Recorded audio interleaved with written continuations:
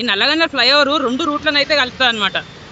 మనం మన లింగంపల్లి దగ్గర నుంచి స్ట్రైట్గా వచ్చినాం అనుకోండి, స్ట్రైట్ పోతే ఇట్లా తెల్లాపూరు, గోపన్పల్లి వెళ్ళిపోవచ్చు.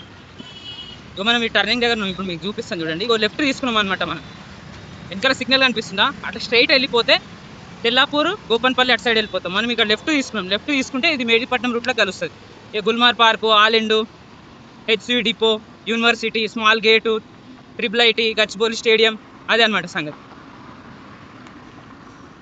ఎక్కినాము, ఇప్పుడు డౌన్ ఉన్నది ఇక కొంచెం దూరం దాకా. పక్కన అపార్ట్మెంట్స్ కనిపిస్తున్నాయి, వచ్చి కనిపించినాయి. ఇప్పుడు మన ఫ్రేమ్లోకి వచ్చినాయి అపార్ట్మెంట్లు. 33 ఫ్లోర్స్.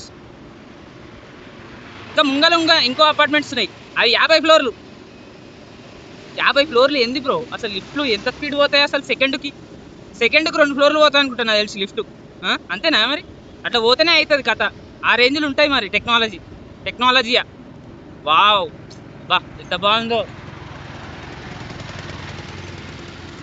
మా డౌన్ దిగినాం, జర కాళ్ళు సెట్ అయినాయి. ఎందుకంటే జర మనం 3-4 డేస్ నుంచి డైలీ 10-12 కిలోమీటర్లు దొక్కుతున్నాం కదా, ఏం అనిపిస్తలే, అలవాటు అయినట్టే ఉన్నది.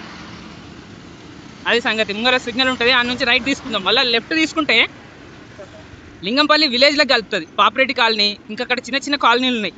రైల్వే స్టేషన్ లెఫ్ట్ తీసుకుంటే ఈ నుంచి కూడా ఈడ లెఫ్ట్.